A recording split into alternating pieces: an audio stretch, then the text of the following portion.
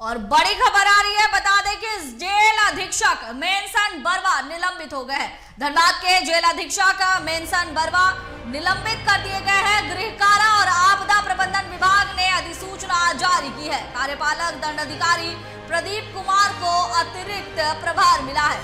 तो बड़ी खबर आ रही है, बता दें कि गैंगस्टर अमन सिंह हत्याकांड मामले में कार्रवाई तेज हो गई है। जेल अधीक्षक मेनसन बरवा निलंबित कर दिए गए हैं। गृह कारा और आपदा विभाग ने अधिसूचना जारी की है। कार्यपालक दंडाधिकारी प्रदीप कुमार को अतिरिक्त प्रभार दिया गया है। तो बड़ी खबर धनबाद से आ रही है, बता दें गैंगस्टर अमन सिंह हत्याकांड मामले में कार्रवाई तेज हो चुकी है। जेल अधीक्षक मेनसन बरवा निलंबित कर दिए गए हैं। गृह कारा और आपदा प्रबंधन विभाग ने अधिसूचना जारी की है। कार्यपालक दंडाधिकारी प्रदीप कुमार को अतिरिक्त प्रभार दिया गया है।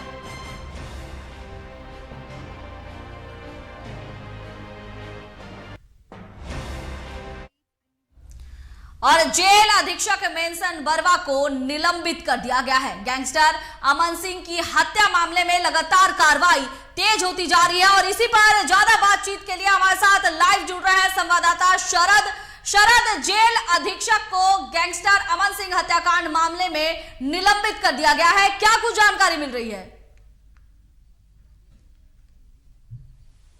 हाँ प्रिया, बता दूं कि पहले से माना जा रहा था कि जेल अधीक्षक पर बड़ी कार्रवाई हो सकती है, उन पर गाज गिर सकता है और वही हुआ। मेनसन बरवा जेल अधीक्षक है, उन पर लापरवाही का आरोप पहले से था और विभागीय कार्रवाई चल रही थी और उसी में आज उनको जो है निलंबित कर दिया गया है। इसकी अधिसूचना भी जारी कर दी गई है। मेनसन बरवा पर लापरवाही का आरोप था और यहाँ तक बताया जा रहा था कि जब वो यहाँ पर अपना पदभार ग्रहण करने आए और उसके बाद वो लातेहार से आए थे, उसका जब चार्ज देने उन्हें लातेहार जाना था तो उन्होंने बिना किसी सूचना के, बिना यहाँ पर अवकाश लिए वो लातेहार चले गए और वहां पर जाकर उन्होंने अपना प्रभार सौंपा। तो इससे उनकी लापरवाही उजागर हुई और कहीं न कहीं ये जो अमन सिंह का जो मामला हुआ और इतनी बड़ी जो घटना हो गई जेल के अंदर हुई, इसमें जो है उनको जो है इसका कारण बताया जा रहा है, उनकी लापरवाही जो है बड़ी वजह है। तो आज उनको जो है निलंबित कर दिया गया है और प्रदीप कुमार जो कार्यपालक दंडाधिकारी हैं उनको इसका प्रभार दिया गया है। और मैं बता दूं कि इससे पहले ये पहली कार्रवाई नहीं है, इससे पहले भी जो है 7 वार्ड के जो कर्मी थे उनको निलंबित कर दिया गया था। जेल अधीक्षक जो है उनको निलंबित किया गया था। 2 और अतिरिक्त जो एक्स आर्मी मैन थे यहाँ पर जो संविदा पर थे, उनको जो है उनकी संविदा रद्द कर दी गई थी। तो ऐसे मिलाकर देखें तो अब तक जो है 10 से ज्यादा कार्रवाई हो चुकी है। 10 लोग लगभग निलंबित हो चुके हैं अब तक। प्रिया, शरद, नए खुलासे जो है वो सामने आ रहे हैं। सुंदर महतो, जिसका नाम रितेश यादव बताया जा रहा है, जो उत्तर प्रदेश का रहने वाला है, उससे पूछताछ हुई थी और पूछताछ में कई खुलासे सामने हुए हैं। रितेश यादव ने कहा है कि उसे पहले जेलर की हत्या करने के लिए कहा गया था और जब वो जेलर की हत्या करने के लिए राजी नहीं हुआ तो उसे गैंगस्टर अमन सिंह की हत्या करने के लिए मजबूर किया गया। हाँ देखिए प्रिया, इसमें बहुत सारी बातें आ रही हैं। जो रितेश यादव है वो 5 दिनों के रिमांड के दौरान कई बार अपने बयान उसने बदले हैं, इसलिए अभी कहना जल्दबाजी होगी कि उसने एक्चुअल में क्या कहा है, क्योंकि बहुत कुछ खुलकर नहीं आया। लेकिन जो पुलिस सूत्र बता रहे हैं, जो रिमांड के दौरान जो अधिकारी उसमें शामिल थे उनके द्वारा जो जानकारी आ रही है, उसमें यह स्पष्ट हो रहा है कि रितेश यादव अपने बयान बदल रहा था। हाँ, उसने ये जरूर कहा था कि उसे पहली बार जेलर की हत्या करने के लिए भेजा गया था और जेलर की हत्या नहीं करने के बाद जो है उसे कंडीशन दिया गया कि तुम अमन सिंह की हत्या करो। लेकिन इसमें सच्चाई क्या है वो अभी तक स्पष्ट नहीं हो पाया है। रितेश यादव, हालांकि जो ये बयान जो आया था, जो एक ऑडियो जो वायरल हुआ था, आशीष रंजन जो धनबाद का रहने वाला है, अपराधी है, उसका जो ऑडियो वायरल हुआ था उसके अनुसार तो यही था कि रितेश यादव को उसने ही सेट किया है और यहाँ पर जेल के अंदर उसको प्लांट किया गया था इसी वजह से कि वो जाकर अमन सिंह की हत्या करे। लेकिन अभी जब तक पूरी जांच इसमें खुलकर नहीं हो जाती है, सब कुछ स्पष्ट नहीं हो जाता, तब कुछ कहना जो है उचित नहीं होगा इस मामले में। लेकिन यह स्पष्ट है कि रोहित यादव जो है, ये जो प्रतापगढ़ का रहने वाला था, ये रिंकू सिंह जो अपराधी है उसके कहने पर आशीष रंजन के कहने पर यहाँ जेल में आया था और उसने ये हत्या की है। हत्या की बात तो उसने सबसे पहले ही कबूल कर लिया था। जिस दिन वो उसे हिरासत में लिया गया था घटना वाले दिन, उसी दिन उसने हत्या करने की बात अपनी कबूल कर ली थी कि हाँ उसने ही गोली चलाई है, उसने हत्या की है। और उसके बाद जो है जब उसे रिमांड पर लिया गया तो उसने काफी कुछ खुलासा किया है। उसमें जो सूत्र बता रहे हैं उसमें यह स्पष्ट है कि उसने आशीष रंजन और रिंकू सिंह के कहने पर ये इस घटना को अंजाम दिया था। अब आशीष रंजन ने उसे किस बात का लालच दिया था या क्यों उसने अमन सिंह की हत्या करवाई, ये अभी स्पष्ट नहीं हो पाया है। लेकिन जो आशीष रंजन जो अपना बयान दे रहा है, जो सोशल मीडिया पे जो ऑडियो वायरल हो रहा है, उसमें जो बताया जा रहा है कि जो कोयले के पैसे हैं उनके लेन देन को लेकर, जो कोयले के कारोबार में जो रंगदारी जो वसूली होती है, उसका जो धन उगाही होती है, उसके बंटवारे को लेकर दोनों के बीच टकराव हो रहा था और ये पिछले 1 वर्ष से लगातार जारी था। इसको लेकर जो है अमन सिंह और ये जो आशीष रंजन है, दोनों के बीच काफी बार जो है टकराव हुआ और इसको लेकर आशीष रंजन का कहना था कि वो यही धनबाद का रहने वाला है और उसे जो है उसका हिस्सा मिलना चाहिए, जबकि अमन सिंह जो एक अपराध की दुनिया में वो बेताज बादशाह बन गया था इस कोयला के क्षेत्र का, और उसका कहना था कि उसके नाम पर वसूली होती है, उसके द्वारा फोन किया जाता है तो पैसे आते हैं, इसलिए उसको मिलना चाहिए उसका हक। तो दोनों के बीच जो है काफी दिनों से इस बात को लेकर अदावत चल रही थी और उसके बाद जो है रिंकू सिंह से इसका संबंध होता है, हालांकि पहचान पहले से थी, लेकिन रिंकू सिंह के संपर्क में आते हैं और दोनों मिलकर जो है, रिंकू सिंह प्रयागराज का अपराधी है, उत्तर प्रदेश प्रयागराज का रहने वाला है, और दोनों मिलकर जो है एक उठाते हैं सुंदर महतो को, जो कि सुंदर महतो एक्चुअल में उसका नाम रोहित यादव और उर्फ रितेश यादव है, जो कि प्रतापगढ़ उत्तर प्रदेश का रहने वाला है। उसको जो है एक बाइक चोरी के मामले में लाया जाता है और उस पर कार्रवाई करके उसको जेल भेजा जाता है और जेल के में उसी वार्ड में भेजा जाता है जिसमें आशीष रंजन के 2 सहयोगी पहले से थे। आशीष रंजन का एक सहयोगी सतीश गुप्ता उर्फ गांधी और दूसरा सहयोगी विकास रवानी उर्फ विकास बजरंगी, ये दोनों जो थे पहले से वार्ड नंबर 3 में मौजूद थे और उसी वार्ड में इसको भी भेजा जाता है सुंदर महतो उर्फ रोहित यादव उर्फ रितेश यादव को। तो ये वहां जाता है और वहां पर वार्ड नंबर 3 में ही पूरा सब कुछ जो है, सारी योजना बनाई जाती है कि किस प्रकार से हत्या करनी है, कैसे हथियार अंदर आएगा, हथियार को किस प्रकार से ले जाना है और घटना को अंजाम देने के बाद फिर हथियार को कहाँ रखना है, ये सारी चीजें जो है और घटना के समय कैसे कवर किया जाएगा, सारी पूरी योजना वहां पर बनाई गई थी वार्ड नंबर 3 में।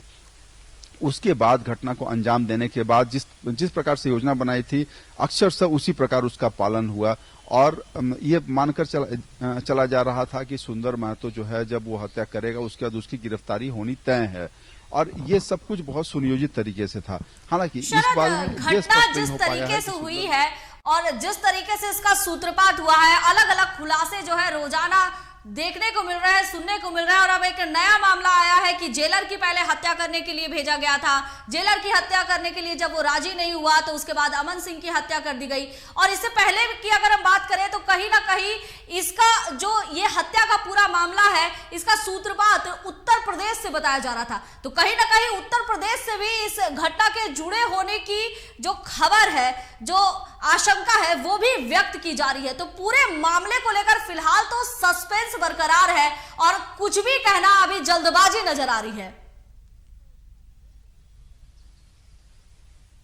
बिल्कुल प्रिया, मैं बता दूं कि कोयलांचल का पुराना इतिहास है कि यहाँ पर कई बार जो शूटर पकड़े गए हैं वो यूपी के ही पकड़े गए हैं। अगर आप देख लेते जो कुख्यात अपराधी ब्रिजेश सिंह जो है, जिसको डॉन ब्रिजेश सिंह कहा जाता है, वो भी उत्तर प्रदेश से आता है। सिंह मेंशन और तमाम जगह जो घटनाएं हुई हैं उस घटना में ब्रिजेश सिंह का हाथ है। इससे पहले जो सिंह मेंशन के राजीव रंजन सिंह की हत्या हुई उसमें कबूलनामा में ब्रिजेश सिंह ने इस बात को कबूला था पुलिस के सामने कि हाँ उसने ही हत्या करवाई।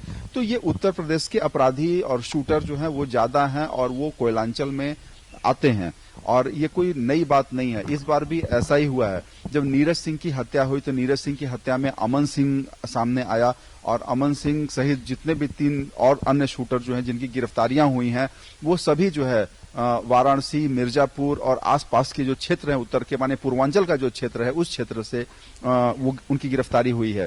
तो ये जाहिर सी बात है कि उत्तर प्रदेश से बहुत सारे शूटर जो हैं वो आए हैं और कोयलांचल में उनकी पैठ है। और ये जो सुंदर महतो जो है ये भी उसी प्रकार से है। रितेश यादव नाम का व्यक्ति जो है ये और बहुत बड़ी घटनाओं में वो इन्वॉल्व नहीं था। वहां का बहुत बड़ा शूटर या बहुत नामी गिरामी हस्ती अपराधी वो नहीं था। वो एक साधारण अपराधी था और कई छोटे मोटे अपराध करता था वहां पर उत्तर प्रदेश में। लेकिन पैसे का लालच देकर उसको भी यहाँ झारखंड बुलाया गया, धनबाद बुलाया गया। धनबाद में लोग कहते हैं कि जो कोयले का जो काला कारोबार है उसमें बहुत सारे अपराधी तत्व के लोग हैं, उनका इन्वॉल्वमेंट होता है और वो उसमें एक महत्वपूर्ण भूमिका भी निभाते हैं। तो वो भी सुंदर महतो भी इसी मामले में आया था और उसने जो है अमन सिंह की हत्या की। और ये कयास लगाए जा रहे हैं कि कोयले की जो दुनिया है उस पर वर्चस्व कायम करने के लिए आशीष रंजन एक नया गैंग बना रहा है और उस गैंग में ये लोग शामिल हैं, चाहे वो रिंकू सिंह हो, चाहे वह सुंदर महतो उर्फ रितेश यादव हो। ये आशीष रंजन जो उसका सरगना होगा और उसके अंदर ये सब जो है शामिल होंगे और एक गैंग तैयार किया जाएगा जो कि कोयले के कारोबार में लगा रहेगा, कोयले पर उसका वर्चस्व बना रहे, इसलिए ऐसा है। प्रिया, शरद, आज हाईकोर्ट जो है इस मामले में फिर से सुनवाई करेगी, आईजी को फिर से हाजिर होना है। तो जो पिछली सुनवाई हुई थी उसमें कुछ ठोस निष्कर्ष निकलकर सामने नहीं आया था। आज उम्मीद जताई जा रही है कि आईजी से जिस भी चीजें, जो भी डॉक्यूमेंट जो है हाईकोर्ट मांगे हैं उसे आईजी पेश कर सकते हैं और इस मामले में कुछ कार्रवाई आगे बढ़ सकती है। बिल्कुल प्रिया, देखिए कोर्ट ने कॉग्निजेंस लिया था, high court Ranchi high court ने इस पर जो है संज्ञान लिया था, कॉग्निजेंस लिया था और जेल में इस तरह की घटना हुई उन्होंने जेल की जो सुरक्षा है उस पर चिंता जाहिर की थी। तो इसको लेकर आईजी को वहां पर ससुर हाजिर होने के लिए भी कहा गया था। उस समय उनका कोर्ट ने उनका बयान भी लिया था। उसके बाद फिर से उनको जो है बुलाया गया है और अब कोर्ट उनसे किस बारे में पूछताछ करती है और क्या वो बयान देते हैं कोर्ट में, ये तो बाद में बताया जाएगा, ये अभी नहीं कहा जा सकता है। लेकिन कोर्ट कहीं न कहीं यहाँ की सुरक्षा को लेकर, जो जेल में जो घटना घटी है उसकी सुरक्षा को लेकर चिंतित है और इस तरह की घटनाओं की पुनरावृत्ति न हो इसके लिए जरूर वार्न करेगी अधिकारियों को, जो जेल से संबंधित अधिकारी हैं, विभाग के अधिकारी हैं। और ये जो मंत्रालय है ये हालांकि मैं बता दूं कि यह मुख्यमंत्री के अधीन है जेल का विभाग और इस मामले में वार्न किया जाएगा। कोर्ट जो है और इस पर कुछ टिप्पणी कर सकती है। प्रिया, शरद, जिस तरह से अपराध जो है धनबाद में देखे जा रहे हैं, पहले तो आम लोगों को गैंगस्टर निशाना बनाते थे और अब बड़ी खबर ये सामने है कि खुद गैंगस्टर जो है निशाना बन रहे हैं। मतलब एक गैंगस्टर को खत्म करने के लिए दूसरा गैंगस्टर तैयार हो रहा है। तो धनबाद का जो इतिहास है वो इतिहास लग रहा है कि कभी बदलने वाला नहीं है। देखिए, धनबाद का इतिहास रक्त रंजित है। इससे पहले भी अगर हम देख लें तो बहुत सारे ऐसे लोग हैं जिनकी हत्या कोयले के कारोबार को लेकर हुई, कोयले में वर्चस्व को लेकर हुई। यह पहली घटना नहीं है धनबाद में कि इस तरह की हत्याएं हुई हैं। तमाम जो माफिया, अगर आप देख लें, जो कोल टाइकून कहा जाता था, सुरेश सिंह की हत्या हुई आप यहीं धनबाद में। तो इस तरह के बहुत सारे लोग हैं जो कोयला पर जिनका आधिपत्य था, जो कोयले के कारोबार से जुड़े थे, कोयले के काम में बहुत दिनों से शुरू से लगे हुए थे और काफी उनका वर्चस्व था। लेकिन एक दूसरे का वर्चस्व तोड़ने के लिए लोग आते हैं और ये इसी घटना में जो है, ये जो घटनाक्रम जो हो रहा है वो इसी का नतीजा है। इससे पहले बहुत सारी ऐसी घटनाएं हुई हैं जिसमें बड़े बड़े कोयले कारोबारी हैं उनकी हत्या कर दी गई है अपराधियों के द्वारा और वो फिर हत्या करने के बाद वो अपराधी जो है वो वर्चस्व अपना जमाए और कोयले के कारोबार में फिर वो अपना सिक्का चलाने लगे। उसके बाद फिर कोई और अपराधी आते हैं और उनकी हत्या होती है। तो ये लगातार चला है और कोयलांचल जो है इसका साक्षी है। धनबाद जो है गवाह है इस तरह की घटनाओं का। इससे पहले भी मैं बता दूं कि सुरेश सिंह की हत्या हुई, उसके बाद भी कई हत्याएं हुई जिसमें कोयले का कारोबार ही जुड़ा हुआ था और ज्यादातर जो भी हत्याएं हो रही हैं वो कोयले से ही जुड़े लोगों की हो रही हैं, या तो कोयला का कारोबार या जमीन का कारोबार। आपको मैं बता दूं कि जो नीरज सिंह की हत्या के बाद जब अमन सिंह यहाँ धनबाद जेल में था, उसी वक्त उसकी मुलाकात आशीष रंजन से हुई थी और आशीष रंजन जो है वो जमीन कारोबारी की हत्या में जो है वो जेल में आया था। तो वो समीर मंडल जो जमीन कारोबारी हैं उनकी हत्या उसने की थी और उस मामले में वो जेल गया था और वहां पर उसकी मुलाकात अमन सिंह से हुई थी। और बात जो है वो अपराध की दुनिया में और ऊपर जाने की उसका ग्राफ बढ़ने लगा। उसके बाद वो नीरज तिवारी नाम का व्यक्ति है जो कतरास का रहने वाला है, उसकी हत्या में आशीष रंजन का नाम आया और तीसरा इस मामले में उसका आशीष रंजन का नाम आ रहा है, जिसमें कि आशीष रंजन ने खुद ही अपने ऊपर जो है वो उसने क्लेम किया कि हत्या उसने कराई है। कहीं न कहीं एक वर्चस्व बढ़ाने का एक उसका मकसद है ये कहना कि लोग जो है दहशत में रहें, उसके नाम से दहशत हो और इस तरह के मामले जब भी हों, कोयले का जो भी कारोबार हो रहा है, वैध कारोबार, अवैध कारोबार, तो उसके पास उसके रंगदारी के पैसे पहुंचाए जाएं। इसको लेकर ये आशीष रंजन जो है उसने खुद ही अपना ऑडियो वायरल करके ये जानकारी दी और लोगों को बताया, प्रशासनिक अधिकारियों को बताया, सोशल मीडिया पर वायरल हुआ था ऑडियो उसका। सबको बताने का ये प्रयास यही है, मकसद यही है कि लोग उसके बारे में जाने और जो अमन सिंह को जो पैसे की उगाही का हिस्सा मिलता था वो पैसे जो है वो आशीष रंजन और उसके जो सहयोगी हैं उनको मिले। तो एक बहुत सुनियोजित तरीके से जो है अमन सिंह की हत्या इसमें की गई थी। शरद, अंतिम सवाल की अगर राज्य में कोई भी घटनाएं होती है तो हम इसे राज्य सरकार से अछूता नहीं कह सकते हैं, राज्य सरकार को इसका जवाब तो देना ही पड़ता है और सीधा हम कह सकते हैं कि आने वाला लोकसभा चुनाव है और विधानसभा चुनाव है और इस तरह की घटनाएं हो रही है, राज्य सरकार पर असर पड़ना तो लाजमी है। बिल्कुल प्रिया, एक बात मैं बता दूं कि देखिए धनबाद की गिरती विधि व्यवस्था जो है इसका एक ये बहुत बड़ा मुद्दा है और ये आज जो है विपक्ष इसको भुनाने में भी लगा हुआ है। कई बार आंदोलन हो चुके, व्यवसायियों ने आंदोलन किया, जो मुख्य विपक्षी भाजपा है उसने आंदोलन किया और यहाँ पर धरना प्रदर्शन किए गए, सत्याग्रह किया गया, बहुत सारी। तो यहाँ की विधि व्यवस्था जो है वो बड़ा मुद्दा है और कई महीनों से इस तरह का चल रहा है क्योंकि यहाँ के जो व्यवसायी हैं उनसे पैसे मांगे जा रहे हैं, धन उगाही की गई है कई बार और उन पर जो है हमले किए गए अगर पैसे नहीं उन्होंने दिए और उनके प्रतिष्ठानों पर बम फेंकने का प्रयास किया गया।